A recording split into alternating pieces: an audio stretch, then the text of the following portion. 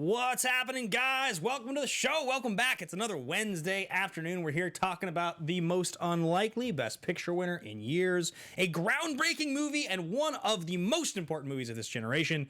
It's Parasite. See you guys in just 1 second. Welcome to Popcorn Talk, featuring movie discussion, news, and interviews. Popcorn Talk. We talk movies. And now, here's Popcorn Talk's Action Movie Anatomy.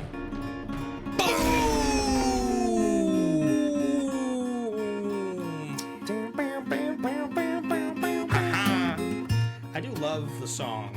I love this as a song. I also love that this song has started to become the song that intros like all the things we do now. Yep. Do you think that in the movie Trivia Schmodown, if the Team Action ever comes back, this is what would play in the live show? Or do you think it would be the classic?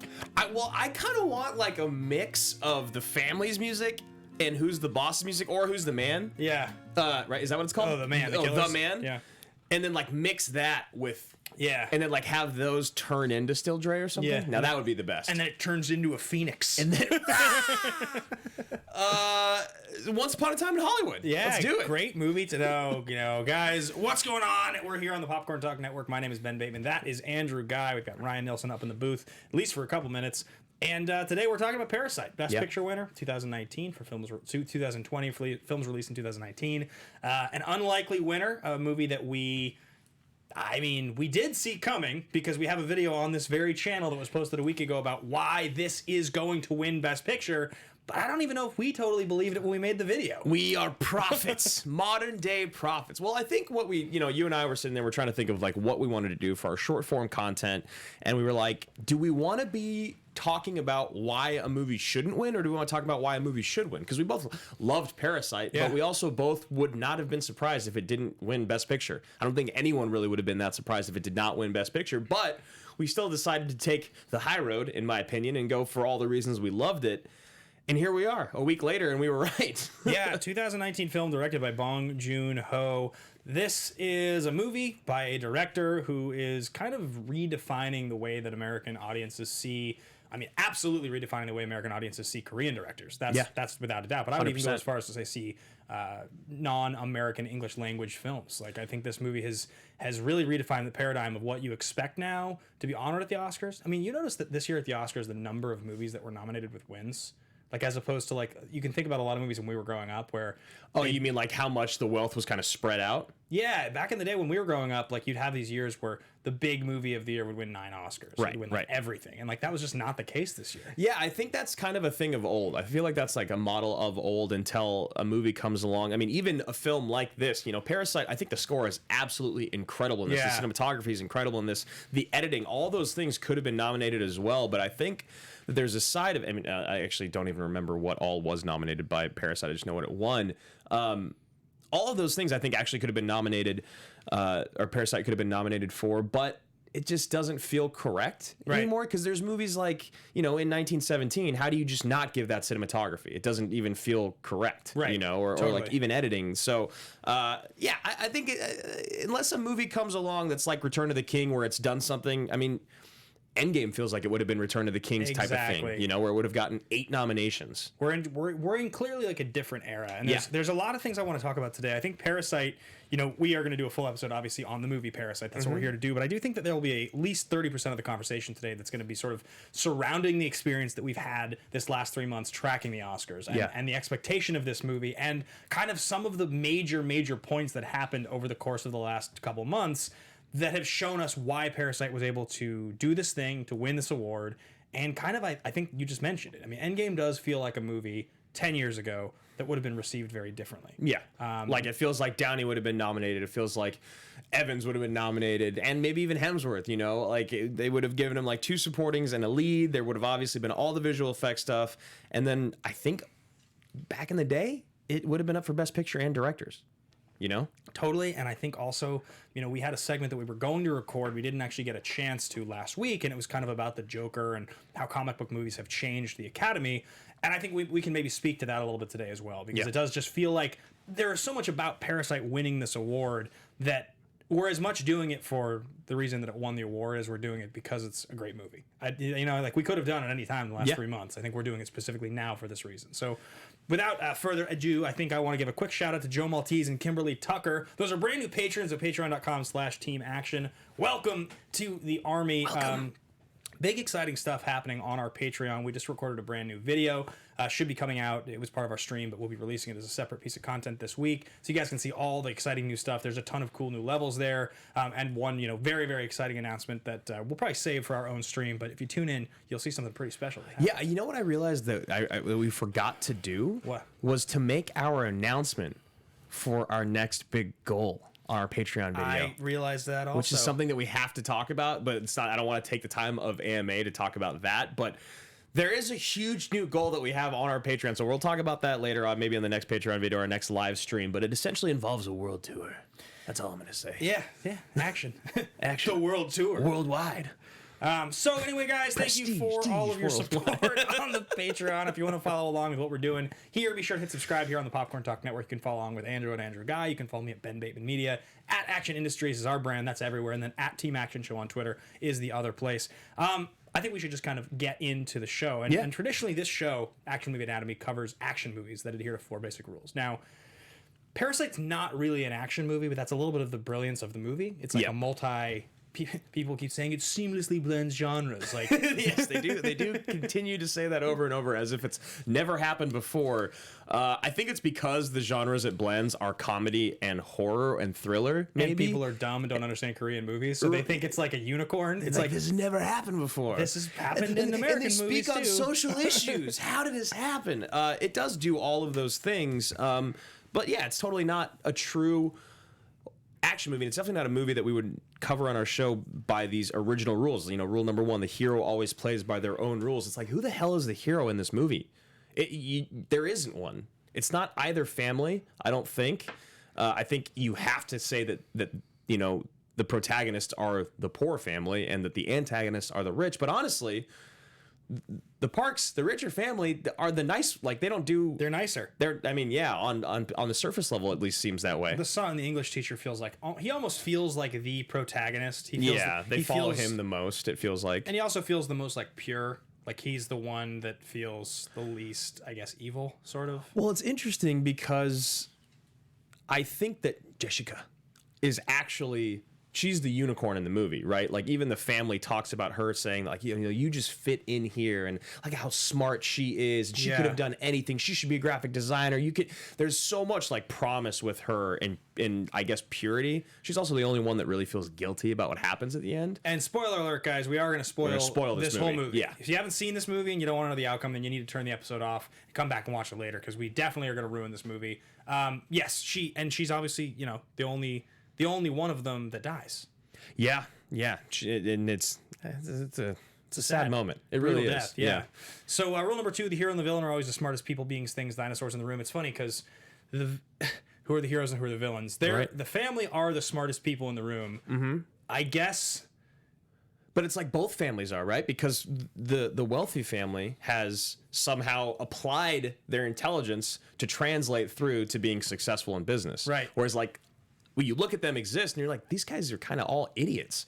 Whereas you look at I can't remember the last name for some reason of the poor family because they changed their names so much. And I don't know if they ever talk about it like the way that they talk about the Parks. But the poorer family is, they're like the idea of they have so many skills, but they don't know how to apply them in the correct way. Yeah. Yeah, so rule number 3, the movie is driven by police, military, political, or mercenary figure. Not the case here, and the movie contains a minimum of 1 explosion is the 4th rule. So this doesn't really follow many of the rules. And I don't think it's really intended to. Yeah. We didn't look at this movie when it came out and said, like, oh, this is definitely an action movie, anatomy movie. The funniest part is, this week we have coming up on the show all the things you're come to know and love. We have Thesis Statement, Fist Pump Moment, our favorite line. We're going to be talking about other Oscar upsets from the last 3 decades and kind of how they compare to this Oscar upset. There have only been probably something in the realm of 6 or so since we were born. Some like pretty big ones that like people, in hindsight, they go back and they, how on earth did Crash win? Yeah, retrospectively, there's I'd say 6 or 7, and we're going to kind of talk about each one and how they've held up. I also have an interesting game that I want to play that is inspired by that. I actually on Twitter the other day went and ranked the Oscar noms in terms of where I think they're going to stand in 5 years. Oh, okay. How based on these movies and The Oscar noms from 2019? Yeah. Okay. The way I think that they're going to be perceived in 5 years, I went and re-ranked based on my opinion. I'd love to show you the list and see what you think, because it's an interesting conversation, right? Like, take a movie like 1917, I guess, which is a great example, which was the front runner for most of the season. I think 1917 is incredible. I think it does amazing things. I think you will be hard pressed to have anyone talking about that movie in 5 years, not because of the quality, but just because of. Anyway, we'll get to it. Yeah, but I think it's an interesting conversation to have. The Kims and the Parks. Yeah, those are hilarious because they're such Korean names. Yeah. So, but yes, coming up today on the show, those are all the things we have going. You know, we thought up until 48 hours ago that we were covering Once Upon a Time in Hollywood on the show. I kept like having deja vu moments of being like, I feel like I've talked, but I was like, I'll look, I'll make sure to check, because all you have to literally do is go to Google and type in action movie anatomy and then the name of a movie. Yeah. And I didn't do it. Here's the weird thing, though. Here's the tough thing about this. So we had a party last Friday. That is a yearly party Drew and I get to hang out and do and whatever. At the end of the night, we started watching clips from Once Upon a Time in Hollywood. Yes, we because did. I had just watched it again on an airplane, and my opinion of the movie had been totally changed. I found that the second time I watched it, I adored the movie.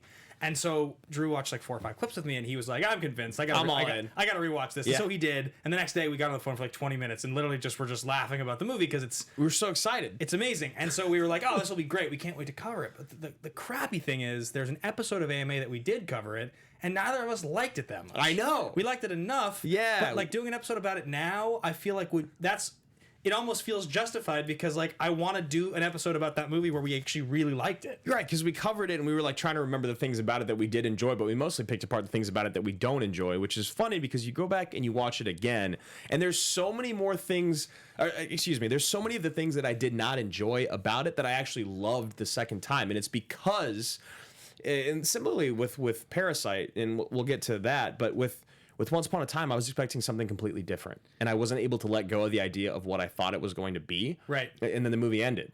And I was like, well, what the hell? I'm in the same boat. Would you agree with my contention that this movie, when viewed entirely as a comedy, is brilliant, but if you try to view it as something other than a comedy is when it gets confusing? Once Upon a Time is definitely a comedy, and that's all it should be looked at, as a comedy with a slight like love letter to all things that are Hollywood and old school Hollywood. And like, yeah, and the performances are pretty incredible in that movie. It feels so much like I compare it to any of the other What If stories, to Inglourious Bastards. I compare it to Django Unchained, any of his other movies, and they all feel like they're taking themselves pretty seriously, and they're funny because he's a funny writer. This movie, if it's just a comedy and it has some moments that make you feel, is perfect. And I will watch this movie more than any of the other nominees this year, guaranteed. Yeah, I think I agree with that. I don't know. I think it'll be that and Parasite, because I actually really enjoyed watching Parasite again. But yeah, it would have been fun to talk Once Upon a Time. I really wish that we could have. I wish we could be drinking whiskey sours and yelling. Yeah, there is a video that we also put up on the Popcorn Talk Network this last week that was it was top Oscar bromances of all time. Yeah. And we don't include that one until the very end, but there are the five greatest Oscar movie bromances ever. You guys can go find that video on this channel as well. It's pretty fun. So those are both great. Those are both really great videos. I'm looking forward to doing more stuff like that. Yeah. So, all right, let's talk about Thesis Statement. This is your biggest, boldest thought about the film. This is something happens. You look around. Are you seeing this right now? This is crazy. You're so excited to watch the movie. That's fist bump moment. Yes. But Thesis Statement is your biggest, boldest thought about the film. It's if you have a conversation about the movie and you're at a party, this is what you say about it. This is kind of your hot take, so to speak. The greatest, the first, the only, never, something like that. Yeah. I'll hop in first with mine, and I think what I'm going to say is that Parasite should be the new kind of cornerstone in teaching filmmaking. There is nothing wrong with this movie. Like, legitimately, in my opinion, you go back and you watch this film, maybe you don't love it, maybe it's not your type of movie, but everything from the pacing to the way it's written to the 5 acts to the acting to the cinematography to the set design, every single thing about this is essentially perfect. Again, maybe it's not your cup of tea, but you can't deny that if you looked at this as an outline structurally, there'd be no holes to poke in it. I remember sitting there, the moment that the old housekeeper shows up is at exactly halfway through the movie. It's incredible. Like, it was, I think on my screen, it said 1 hour and 3 minutes of 2 hours and 11. That's when she showed up. And even just looking at her showing up, she looks fucking crazy. She's got like a sore on her lip and her hair's all crazy. She sounds completely different.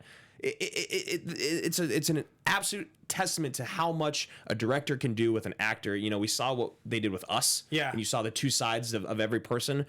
Every single person in this movie has two sides to them, and they flip like a drop of a coin. Or a coin. It's insane. And one of the best things about it is because, you know, the seamless genre blending. There's all these hallmarks of genres we've seen before. Like, how many times in a horror movie are you like, don't let them in? What are you doing? Right. That's the moment. That is the moment. You're looking around, and you're just like, if you let her in, something bad's gonna happen. You can't do this. Everybody knows this, yes. Right? How many times when they're sitting there and they're all drinking the whiskey and you're like, the family's gonna come home. Obviously, There's zero chance the family doesn't come home. And they even joke about it. They're like, "Well, what would you do right now if Mr. Park walked in the door?" Yeah, you know. And I was and I was waiting because that it's classic tension building. They're all having a good time, and it's like that short moment where it looks like he's mad at the wife, but you're like, something horrible is gonna happen very, very soon.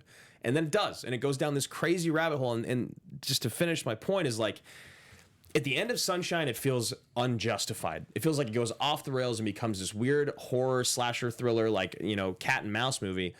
This movie goes to a turn in it where you're like, yeah, it's crazy, but it's totally believable. Just like in Don't Breathe, right? When they have that turn in the basement, you're like, basements, a lot of crazy shit happens in basements, apparently. And this movie, right there on that turn, it halfway through, it's just perfect for me. I think if you want to be a filmmaker, you got to watch this movie. Yeah, I would agree. So my thesis statement's probably a little more controversial. This is something that I asked a question in a tweet about this recently, and I got varied responses, but I believe that this is correct. If this film had been made by any American filmmaker with actors that we recognized, this movie would not have been celebrated even close to the same level. Not because I think that the movie wouldn't have been as good, but I think that this movie and the celebration of this movie has so much to do with so many different factors adding up.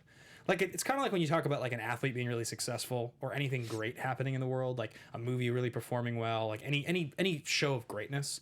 When there's a lot of competition for that thing, to actually be the greatest, the best at something, a lot of things have to go in your favor. Yeah. So Parasite's obviously made by a brilliant director, right? You could compare Bong to Denis Villeneuve or Chris Nolan or Catherine Bigelow, or I mean, there's a ton of directors who make really great movies consistently. But it's not just Bong. Mm-hmm. You have to cast the right actors. Those actors have to perform their scenes very well. The visual design of the film, the press behind the movie has to be such that it's just enough of an underdog that when people start talking about it, it's this unlikely, cool movie that you didn't hear about. Again, like, if this is a movie that is made by David Fincher and it stars, I think in the tweet somebody responded and said, if this starred Ansel Elgort and Christopher Plummer, people don't pay attention. If this movie stars a bunch of actors, specifically a bunch of white actors that we all recognize, and we see a trailer for it, and it feels a little too obvious, and the marketing campaign's a little too on the nose, no one sees it. Right. No one talks about it. It's original. It's an original film. If it's not based on something, those movies don't really get seen anymore. Yeah, it's really tough, right? Because I think the other side of it is you know, and we'll talk about this a little bit more when we get to the AMA question, but there is this thing where people know that Asian cinema is just a little different, right? Whether and I said this on our live stream, I'm more familiar with Japanese horror movies and Korean dramas than I am with other Asian filmmaking, whether, you know, what other countries they might be in. You know, like, I've seen The Raid, but that's not fair to say that I understand those movies or that country's films. I think that there was something about that where people also were like, well, you know, there's going to be something kind of different about it, right? And if Fincher's making it, it's not that Fincher doesn't do things uniquely. I mean, he's definitely one of our favorite directors, period. I would show up to see it just because it's him. Right, same. I would too. I would go see Parasite with those guys in it if Fincher directed it, just because I love David Fincher. However, I don't think that you would have been like, there's going to be some crazy thing in it, right? There's always that, like, that golden nugget, whatever it is, in these films whenever they come and break through to America, whether it's City of God or The Lives of Others or this movie or Old Boy, where you're like, there's that really special thing. Well, okay, so this furthers my point, right? So the closest movie that we have to Parasite that has come out, an American film in the last 5 years, without a doubt, is Get Out. It is almost the parallel in terms of it's kind of blending multiple genres. It's speaking on, I mean, if racism in America is analogous to classism in Korea, if that's what we're going to do, and I don't know if it's a fair or equal comparison, but I know that they are both real things. It's racism is a thing here in America that we talk about constantly. We don't really talk about classism here in America that often. It happens, but if somebody says to you, hey, this new movie just came out and it deals with racism really well, your thought is, I can think of 25 movies that do that really well. That's not reason enough for me to think that's interesting. I mean, there's a lot of great movies. Right? But if somebody says to you, there's this Korean film and it's come out and it deals with a really interesting statement on class, you're kind of like, oh, that's a flavor of ice cream I'm not really familiar with. I don't really know Korean films that well, and classism in Korea, I wonder what that's like. Right, and we don't talk about classism a ton in America, but there's definitely classism, but we just kind of talk about it as just capitalism and like the wealthy versus the poor. We don't think of it as like this true break of class where like even in Parasite, they show the difference in class. I mean, with the flood, right? They literally are walking downhill for the next 5 minutes of the movie, whether it's downstairs or down a hill or down a road, like it's all down, down, down, down. It's really interesting. And I just genuinely think that like in the way that Get Out, I think we both agreed was like the third best movie of the decade. I think that this movie has a similar effect where it's a very, very watchable movie dealing with a much more serious topic than the sort of horror almost that this movie goes into. And they do a really good job in this movie with making it approachable to Americans, even with the colleges that they talk about that we recognize. Even WhatsApp. WhatsApp is not the app of choice in Korea. It's like Kakao. It's not. Okay. WhatsApp is more like America and Chinese, I believe. So they do a lot of things that just make it, and I think in production notes they talk about it, it's like you can't make jokes about things that people don't understand. Right. If you're going to reference something, you have to at least make it like palatable for Americans. So they knew when they were making this movie that they wanted to go big, or else they would have just made everything strictly catered to the Korean audience. And they do a lot in this movie with Konglish, which is something that like you'll hear Koreans talk about, which is essentially just Korean mixed with English. Oh, interesting. And that's some of the best moments in the movie. It has very Get Out feels when she's like, the wife is talking. She's like, okay. Or like she said, what does she say to the son when she's talking to him about how she's going to sit in on the very first lesson with him and the daughter, and then at the very end of it, she's like, "Does that sound okay?" or something like that, and she goes and says it in English. Yeah. And there's something about that as an American where you're just like, I like hearing that. Yeah, it just keeps me engaged enough. It's a pretty brilliant movie, and it's definitely a movie that didn't get enough credit early on for, well, it did, because people were calling it one of the best movies they'd ever seen. It's just, but again, I think that's kind of my thesis is the whole point is that all of these factors have to blend together to create an experience like this one, and for it to gain the momentum that it did as it led into Oscar season to actually get the nominations to win. It had to have been by Bong, and it had to have been a Korean movie, because if it wasn't, and if this was the Denis Villeneuve version that was done in America with actors we recognized, it would have just sort of been at parity with, I think, the other four big nominees this year. And people would have convinced themselves that, I mean, how much different is this than 1917? I mean, how much better is this than Joker? They're each doing something unique or cool or different. And I think that this movie really gets to stand out because of all those factors. Yeah. Because it is not an American film. 100%. I couldn't agree more. And also, there's something about us having to pay closer attention to movies with subtitles. Yeah. It's a real thing. Totally agree. So, all right, guys, we're going to continue moving through the show. We're going to talk star profiles a bit here. We also are going to talk about Bong, because I think he is kind of the name in this movie that most people are familiar with. So we have Kang-ho Song. He plays the father. So Kang is also in The Host, I believe, is the earliest film of Bong's that he's in. Yeah, I believe so. He's kind of his go-to guy. Like Chan-wook Park keeps using Min Chik Soy, I believe is his name. I always forget the way to say their names. But this seems to be his guy. This is his Denzel to his Tony Scott. Sure. So The Drug King, A Taxi Driver, and The Age of Shadows are his most recent films. Unsurprisingly, as I mentioned earlier, Americans are dumb and don't understand Korean films. I am a dumb American who doesn't understand Korean films, so these are not movies that I am particularly familiar with. I haven't seen them either. Unfortunately, even though I am Korean and I love Korean dramas and Korean cinema, I spend most of my time watching American movies, also just because of the schmodown. Yeah. Also, I should clarify, guys. I'm making jokes. I am just saying personally that I have not seen these movies, and I know that foreign films with subtitles, I'm certainly willing to watch. They don't catch my attention as often, so that's the biggest thing. Sun-kyun Lee, her most recent films are Jo Pil-ho, Doraemon, Nobita's Chronicle of the Moon Exploration, and Take Point. Is that the daughter or the wife? Is that the daughter? Oh, I have it pulled up here. Okay, I can check. Also, we got to do our fist pump moment, man. Oh, did I skip fist pump moment? I get it. You're excited. I'm hyped, man. Oh, Sun Kyung-lee is the dad, or I mean, is the son. Is the son? Is the son. So it's dad and son. Okay, I guess that makes sense. Yeah, I was that does thinking make it was. sense. I was thinking it was the daughter for some reason, but She's so good. Yeah, she's fantastic. We'll get to Bong in just a second here. So let's talk fist pump moment. This is the thing I was trying to say earlier on the show. Something happens. You kind of look around. You seeing this right now? This is the coolest thing I've ever seen. I'm so hyped. I get to watch the rest of this movie. There's a lot in this movie. Yeah. I think probably for me, the fist pump moment is so the old housekeeper comes in. Mm-hmm. She gets downstairs. They chase her downstairs. And then you see the husband. Oh yeah. And you're like, oh my God, this is getting so twisted. And then it all starts to make sense because you already can tell something's off with the housekeeper. Yeah. Oh, totally. I mean, like, even just before she gets down there and she's up, like, on the wall, like, pushing, you're like, I don't feel comfortable. And she falls and, like, hits the thing and hits the ground, and you're like, what's happening? It's so, the whole thing is just kind of gross. And she gets down there, and he looks kind of crazy. Yeah. And you have this moment of, like, because that's the thing that they do so well in the first act of this movie is when the heist movie is taking place and they're infiltrating the house, they talk about the housekeeper like she's almost the ultimate test. She's the final boss. She's the end boss. She had survived, 2 regimes of the household. She's so particular. She seems high class, right? And she doesn't do anything wrong.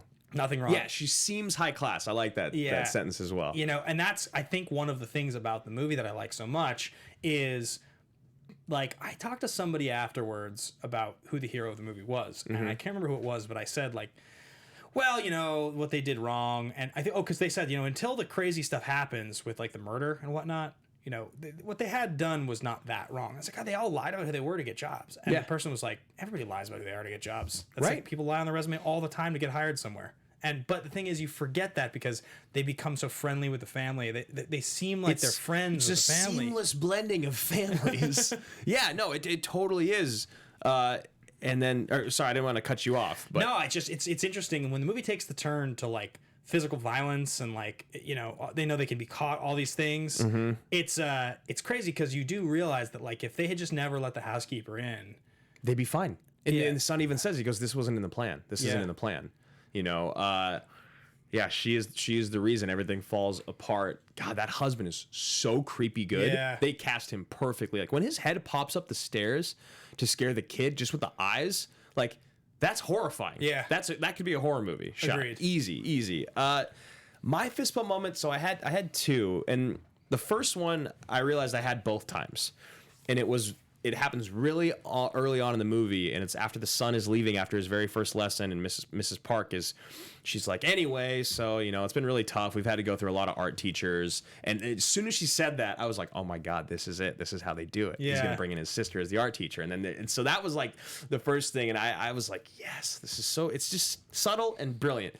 But then I realized yesterday when I watched it again, that montage in the middle might be the greatest montage in film history. Which one? The cutting between, it's when they're getting the lady fired, when they're actually getting the housekeeper fired, with cutting of the peach and going to the hospital and taking the picture, and it cuts from her in the house to talking to the brother to the daughter scraping or coming to bring the peaches to her to the dad, and it ends with the dad and the trash can and the climax of the movie, the crescendo of the music, and the blood on the napkin, and, like, the wife, like, she doesn't faint, but she just closes her eyes, and she just can't believe it. Right. It's so perfect. Like, I watched it 3 times last night because it just is. Right. Like, again, like I talked about with my thesis, like, it's just a beautiful, incredible montage, and that's the moment you realize they've fully infiltrated the house. Yeah, and it's the kind of thing too that when you're watching, because I think that a lot of people, and we're not really. Oh, and in that scene, they have the dad rehearsing with the son. Yeah. The lines and the acting and the directing. Cut.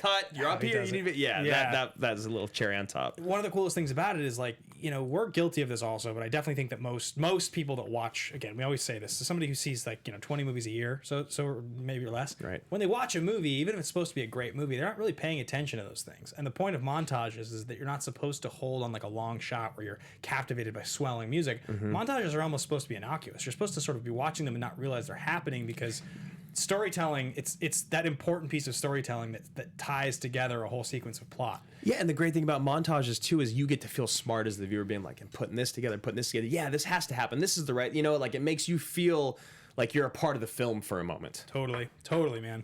So anyway, guys, those are our fist pump moments. Share yours in the chat if you want to let us know moments that stood out to you. I'm going to let you jump in here. Oh, actually, you know what? Before we do jump into production development, I do want to just give a quick shout out to everybody here. So Drew and I do this show now on Sunday nights. Yeah.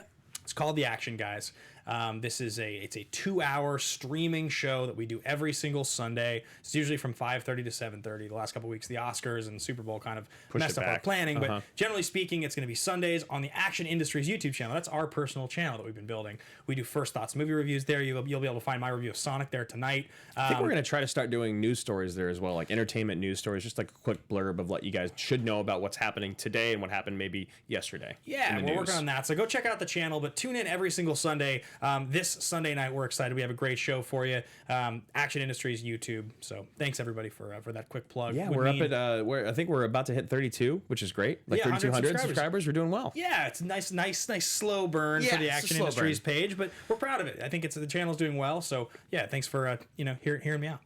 Yeah, so we'll finish up here with Bong Joon-ho. Most recently did Okja in 2017, Snowpiercer in 2013, and Mother in 2009. Snowpiercer is a movie that a lot of people really love. I need to watch it again. It was one of those movies where I tried to turn it on in the background while I was playing it on my phone. Didn't work out. And I realized when it ended, I was like, I have no idea what happened in that movie. Do you think that your film experience has been greatly impacted since Clash Royale? Do you think it's been a... Yeah, in a negative way. 100%. Because I have a hard time with it to stay off of it for the whole time? I tell lately I haven't, because I go through phases with it and it's been the off season for so long, but I just think that I'm paying more attention than I am. Yeah. I think that I'm really getting it, and then I'll when the movie's over and I think about stuff, or I'll go, what I've done recently is I'll go back and I'll read the synopsis, and I'm just like, you missed so much. Yeah. This is not okay. So I've been putting my phone away, or at least not playing any games lately while watching movies. Because I play quite a bit of Clash also. I hate it, but I still play a lot of it. Same. And I had to stop for a little while. I was trying to do the movie thing, and I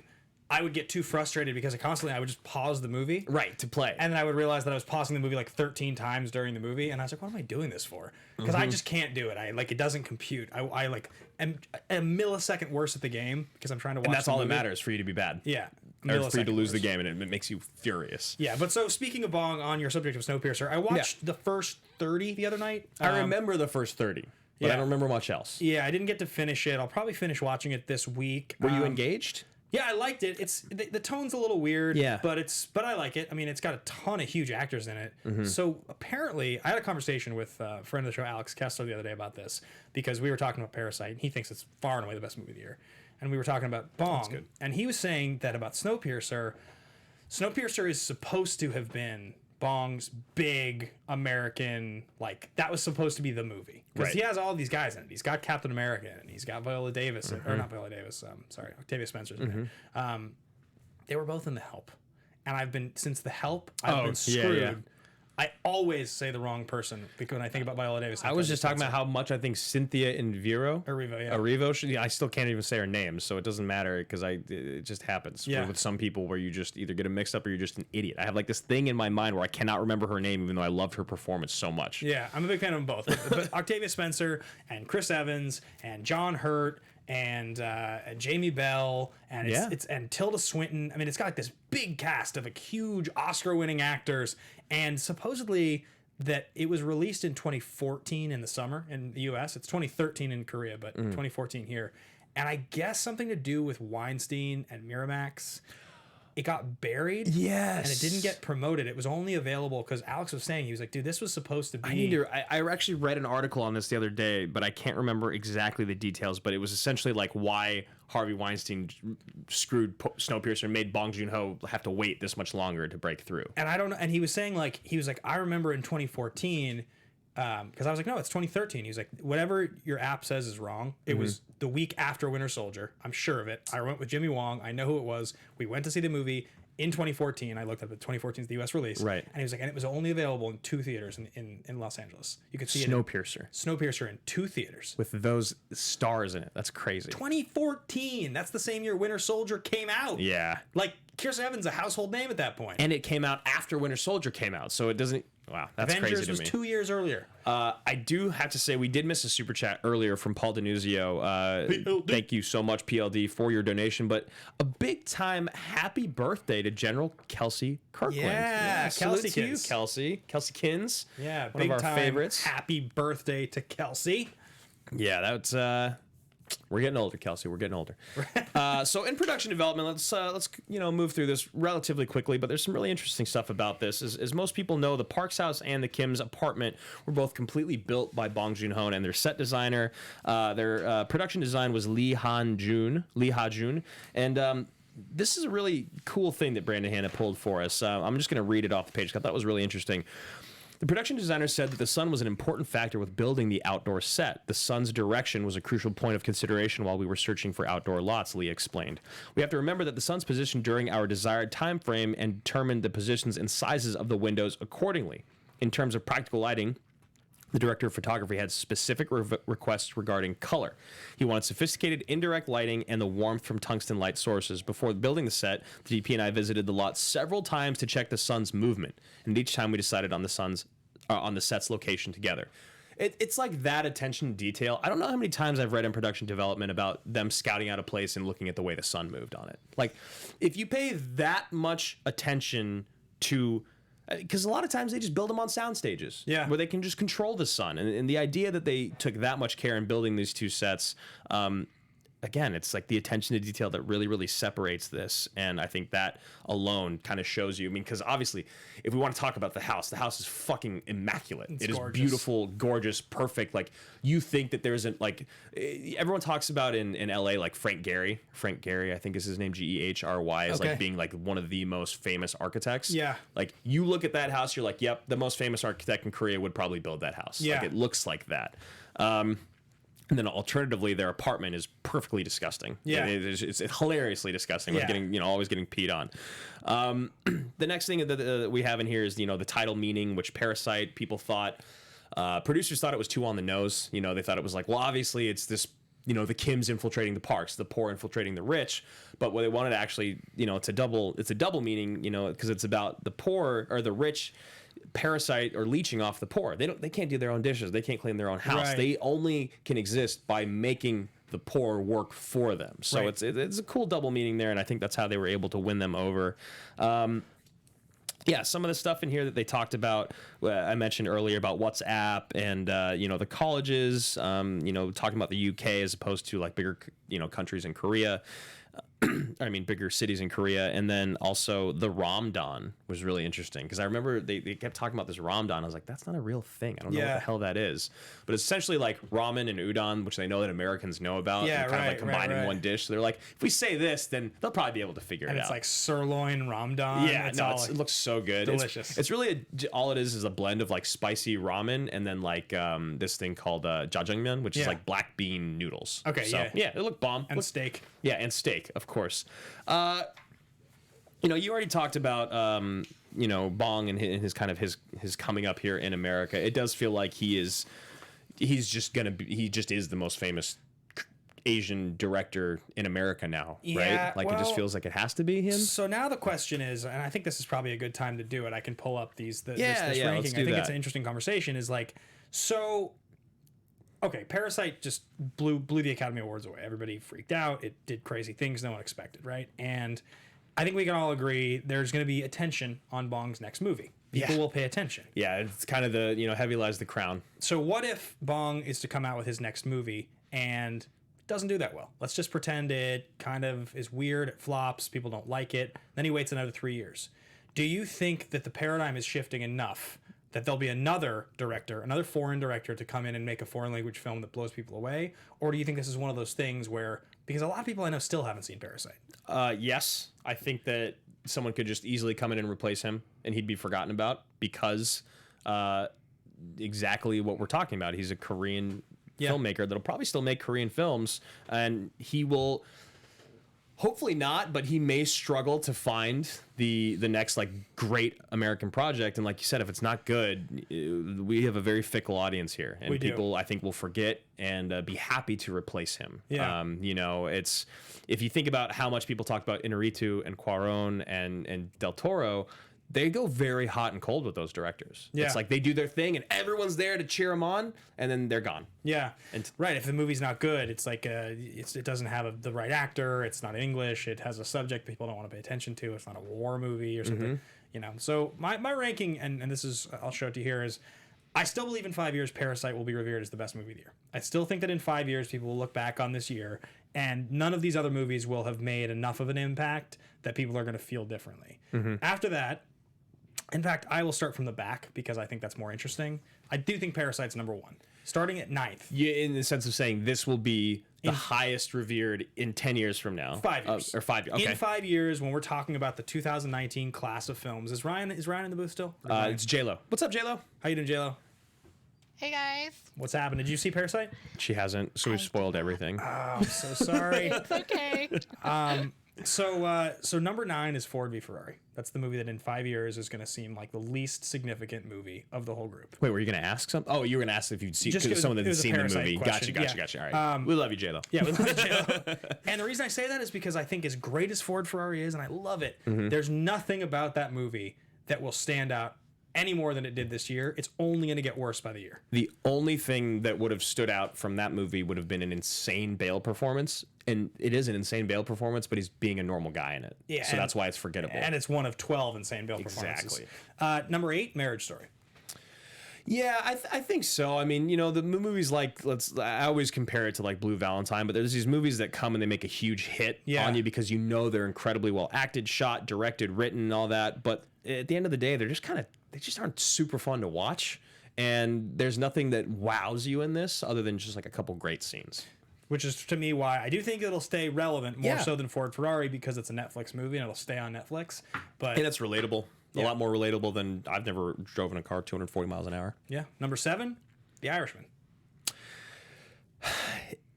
This might sound a little fucked up to say, but is it because like probably we're gonna lose one of 4 of them in the next decade, and so you go back, you're like, this is the last time they were all together? Is that it? I mean, it's number 7, so it's still pretty low. I think that this movie is, as time passes, I think people are gonna think about this movie as just not that good. Like, I think this movie is going to feel like The Hateful Eight to most people. It'll be loved by some, but hated by others. Too long. That's fair. It'll live on Netflix. I don't even think people are going to... Like, if we do lose one of the principal people involved, I think it'll kind of matter, but, like, I just don't think that this movie was good enough. Again, it's higher than Ford Ferrari because it's on Netflix, so it'll stay on Netflix. Well, and I also think that in 5 years from now, you're going to look back at the CG and it's going to look god awful.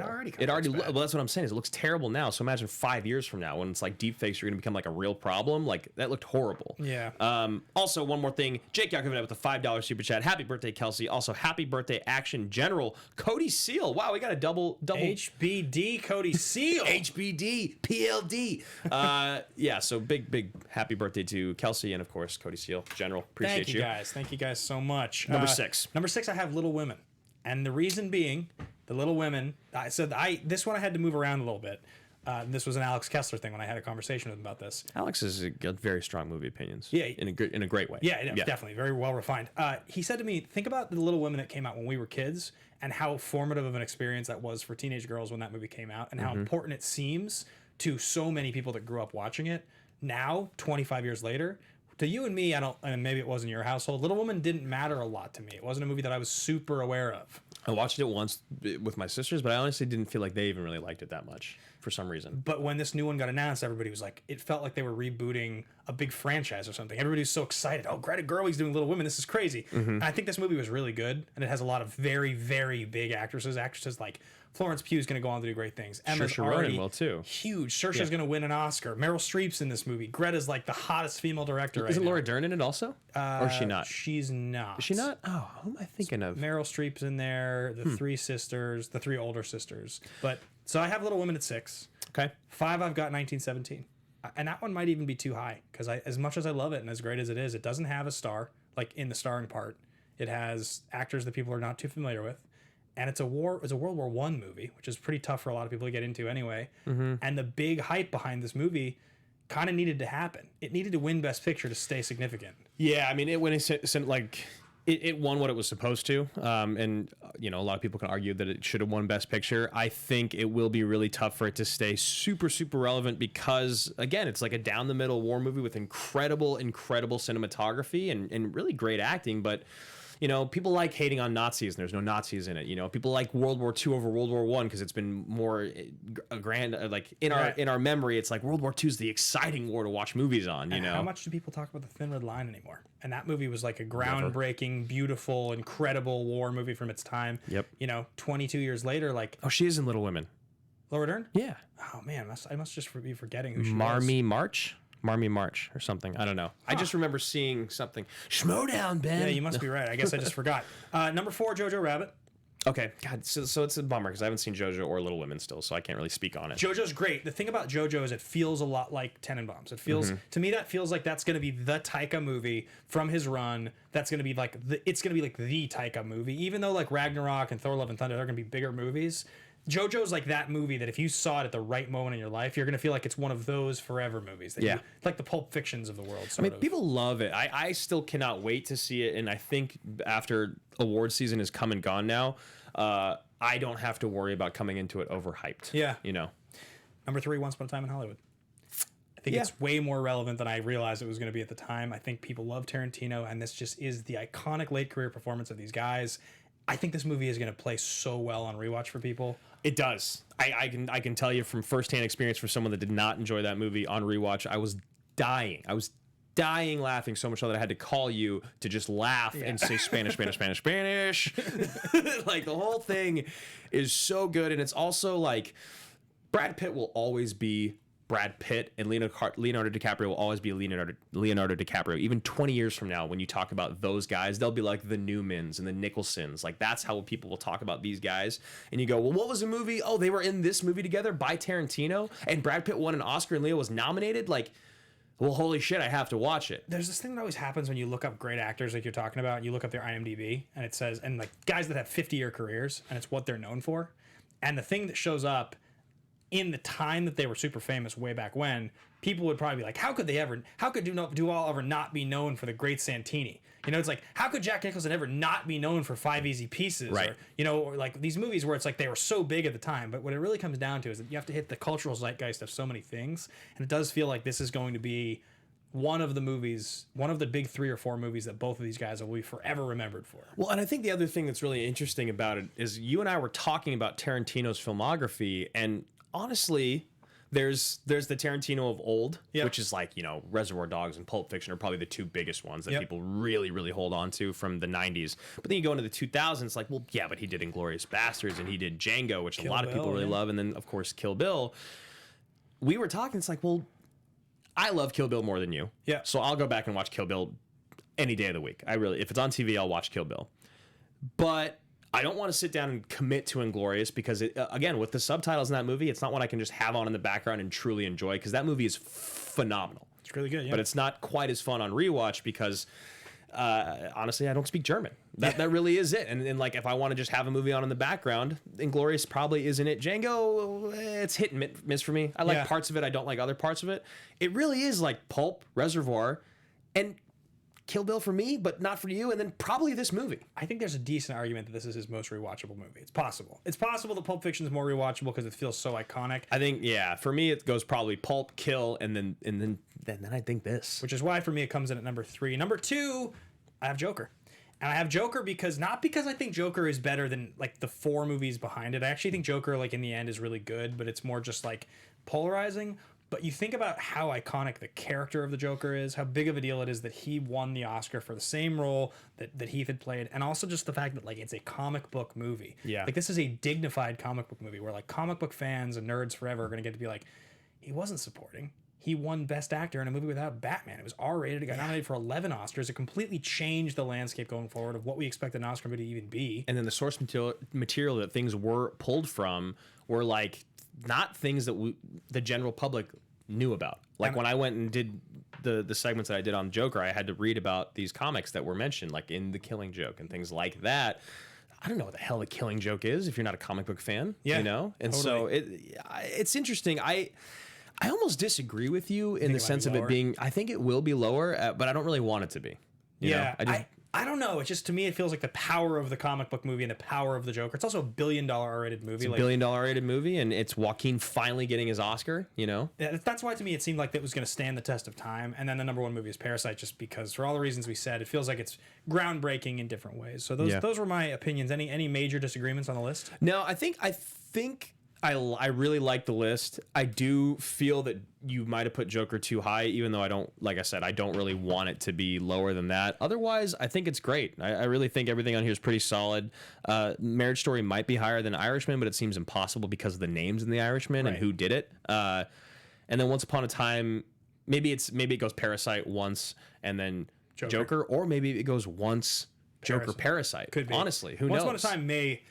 There's a very strong argument just based on the star power involved and the fact that it's a Tarantino movie. Once Upon a Time laps the rest of the movies on those lists in 5 years. Well, because think about it in 5 years, think about it in 20 years. It's like in 20 years from now, Leo will probably have another Oscar. Brad probably won't for acting, but definitely will for producing. Margot will probably have an Oscar, and Tarantino will probably have another Oscar. So you go back and you look, and you're like, well, holy shit. Margot Robbie, Quentin Tarantino, Brad Pitt, and Leonardo DiCaprio were all in this one movie. Totally. So that was my long-winded segment there, guys. Let us know if you agree or disagree. We are going to get to critical box office real quickly here. Yeah, so this is produced by Neon. It was... Oh, this is why you're just like, this guy has to make more movies. It cost him $11 million to make this movie, and he created those sets. Like, he did that. So $11 million, which also is now, this box office is not going to do justice because it's about to be open in 2,000 more theaters here in America. Oh, really? Yeah, it's getting a big re-release. So it was released in October here, October originally, and November for its wide release, November 8th. It grossed $36 million domestically, which I'm assuming is in America, and then $129 million world or foreign, for a grand total of $165 million. But I would be very curious to revisit this conversation, or even you can go check out Brandon Hanna on Box Office Breakdown when it is released and see how much Parasite does actually end up making. JLo, when does Box Office Breakdown air? While you're figuring... Oh. Perfect. Thank you. Sundays at 5 p.m. when Parasite does get released. Go check that out because it'll be a really interesting conversation. It's got an 8.6 on IMDb, which puts it at the number 21 movie of all time. Honestly, a little surprised it's that low with the recency bias. We all see how it's like Dark Knight comes out, it's number 1. You know, it's like things like that. So it's got a 99% on the tomato meter and a 92% by the audience. So yeah, that sounds about right for Best Picture. I will say my favorite line of this movie is the thank you something for the bounteous Wi-Fi. For this bounteous Wi-Fi. Yeah. I mean, how is it not? Like that's the number one GIF when you look it up on anywhere to post about it. Like, it's such a funny part of the movie. It like totally makes you laugh at the beginning and it sets the tone for one portion of what this movie's going to be. But yeah, I mean, they're so grateful for like anything, and they're just trying to grab on anything that they can. And the dad in this is, I think he truly, like, Mr. Kim is truly the best in this film. He steals the show. So, like, his descent into just complete resentment and hate by the end. That again, like the other montage of him having to drive around the wife as she's getting ready for the party, and she's just calling everyone, "Oh no, don't bring presents, just come enjoy hors d'oeuvres. What a great rain we had last night." Like, it just goes on for like 10 minutes, and you can just see his face. And he's talking to the dad outside, and he's like, "Yeah, but we're gonna do all this because your wife really likes parties, right? And you really love your wife." Yeah. And then he's like, "Just do it because I'm paying you to do it. Yeah, I'm paying right. you overtime." It's just like you just see him lose it. I think right before that is my favorite line, where he's talking to his son in the gymnasium about why you never make a plan, because if you never make a plan, then you can never you can never fail at it. And it's like all the, I wish I could have written it all down, but I was too busy reading it to try to understand what he was saying again. But if you guys watch the movie, you know exactly what I'm talking about. And also respect. Mr. Bach, respect. Yeah, I love that. It's a good one. Harpo. Yeah. All right, guys. One AMA question here by the Honorable Josh Ryan. Why is it that Korean directors explore intense subject matter in such an extremely visceral way compared to, it seems anyway, North American filmmakers? I don't think it is a question of they know that they're exploring visceral topics in a way that Americans don't. I just think it's like we make movies in America because that's like sort of the way movies in America have been taught to us. This is what we watch, so that's what we make. And I think it seems like, and I don't know the history of Korean film well enough to really make this as a real statement, but my guess is that's kind of what has been successful. Like, that has been successful. That has been interesting and innovative. That's what people want to go see. So that's what Korean filmmakers have been making. Yeah, I mean, I think a big part of it is like the conservative agenda, and not the conservatives as in like the political party, but just like America in general has been very conservative in its film, right? Like the R's and the PGs. You go back and watch movies that were PGs or in the that was rated PG in like the 70s. Yeah, you'll see breasts in them. You really will. I remember like Good Guys Wear Black with Chuck Norris. I think it's like PG. Yeah, and like there was some really intense fighting, killing, and like nudity in that movie, and it was PG. And my mom was like, "What the hell is going on?" But I think because Koreans are also very conservative as a people in general, I think they were maybe just ahead of their time. I honestly do. Like you go back and you watch. I always like to talk about Old Boy. You go and watch the two Old Boys, the Korean version, the American version, and just the comparison between those two will show you exactly what Americans are okay to do and watch and see, and what they're not. Even though it's the same story and still the kind of the same twist. Yeah, it's we're much more okay with one version than the other, apparently. Yeah, So I think they're just ahead of their time, and Fair like point. we're finally ready for it. There are 3 action movie categories: totally ridiculous, ridiculously legitimate, and totally legitimate. I think I said all 3. I think you did. This movie's clearly totally legitimate. Yeah, it just has to be totally legitimate. There's no like absurdity or like it. I mean, when a movie wins Best Picture, traditionally, that's kind of what it is. And I think this is the first one. We didn't really get to have a full conversation about it today. We did the sort of ranking instead, but this is the first major Oscar Best Picture winner upset I can think of in my lifetime that doesn't feel Wrong at all. Like it doesn't feel. Even though I actually thought I ranked 1917 ahead of it, when I think about how significant it would have been had 1917 won Best Picture, what that would have sort of meant, everything about this movie winning feels correct to me. Yeah, I think that this is going to be a real true moment in history. I mean, obviously it is because of what it's accomplished for being a foreign language film, but like for filmmakers moving forward and for us as an audience and for the Academy and what they appreciate, I think that this is just a huge moment in filmmaking history. Yeah, I mean, again, if you go back and look at some of the others, if Dances with Wolves loses to Goodfellas, Dances is still pretty good. Right. Like, it's a good movie. Goodfellas, it's better, but I don't think it's like a travesty. If you look at, what happened in like Shakespeare in Love beating Saving Private Ryan, I think probably most people would agree that Saving Private Ryan should have won. I mean, I definitely think so. But there are those people that just like die Some for people Shakespeare still in Love. love it. Yeah, or even people that go like, look, Saving Private Ryan is a great movie and probably a better movie, but I'm not angry that Shakespeare in Love won. Exactly. I don't think you'll ever hear anyone except for that one guy on the internet. Even back to 2011 when The Artist won Best Picture, it's like The Artist was just up. It was up against a bunch of movies that didn't feel like it was up against The Help, and it was up against The Descendants, and it was up against The Iron Lady and Moneyball. None of those movies feel like, oh, we really missed the boat, guys. I can't believe that Moneyball is not Best Picture 2011. Like, I love Moneyball, love The Descendants. Those are great movies. I don't know, like that's not that crazy to me. This is like truly the one where I'm just like, this is correct. This is it's correct, and it really needed to happen. Yeah, really did. Anyway, guys, there's one last thing to talk about here on the show, and that's called The Pitch. Yeah, this is interesting because Ben is actually gonna be out of town for the next. He's only gone for a week, but he's leaving from Wednesday to Wednesday, so he's gonna be gone for the next couple of episodes. I've got to figure out who I want to bring on for both of those episodes. Maybe I'll only bring someone on for one of them, and we'll take a week off. But I'll let you guys know. Make sure you follow me on Twitter at Andrew Guy, and you're following the show at Team Action Show, and check out our Patreon. Patreon.com/Team Action. You guys will be updated the moment that I know what's going to happen on one of those 3 platforms. The best thing to do. We mentioned our YouTube channel earlier, but we have a stream on Friday and a show on Sunday. We're going to get to our shout outs for our generals here in just one quick second.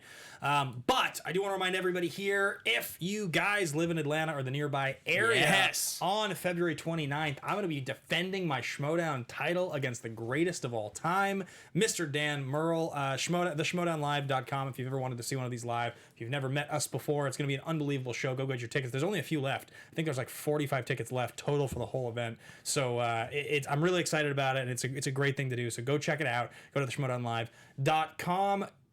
big shout out to our generals in the Action Army. Yeah, big shout out to the generals. I'm going to start out with Alex and Lucas Shashek. Yeah, but they're not generals anymore. No. They are, I mean, I feel like we got to stand. Yeah. I know, it's weird, but weird. I think we got to do it because even though it probably isn't a good frame, but this is where we're at. This is what you do to your commander-in-chief. It's a salute. It's just our waist. It's just our crotches. All they're seeing is our crotches. Lean down, lean down, lean All down. right, here we go. Big time salute. Big time salute. To the commander-in-chief, to the Shasheks. After that, we have our 5-star generals. We have Mac Ryan, John Getz, Jake Iacovetta, and Paul Denuzio, and the generals in the Action Army. It's a big salute to Andrew Hayes, John Patterson, Kelsey Kirkland, Carl Newell, Jeremiah Morris, Cody Seal, AJ Lancaster, Sari Lamanmaki, Oscar Romo, Danny Joyce, Eric Ritz, Luke Haynes, Michael Deacon, Liam Gilpin, and AJ Lancaster, just for good measure. And AJ Lancaster, just for good measure. And again, a big time salute to Lucas and Alex, Commanders-in-Chief. Thank you once again for your incredible patronage. Guys, thank you so much for your time. I'll see you very soon. Bye.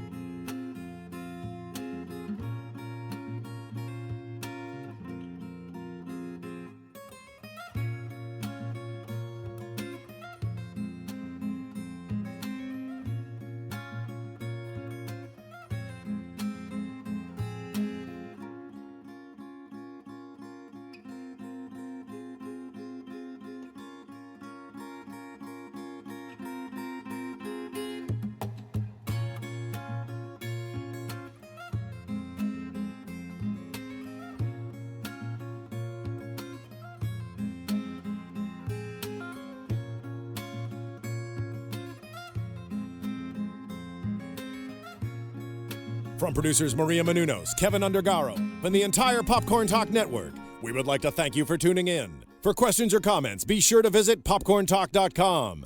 I'm Sir Richard Wentworth, and this has been a presentation of the Popcorn Talk Network.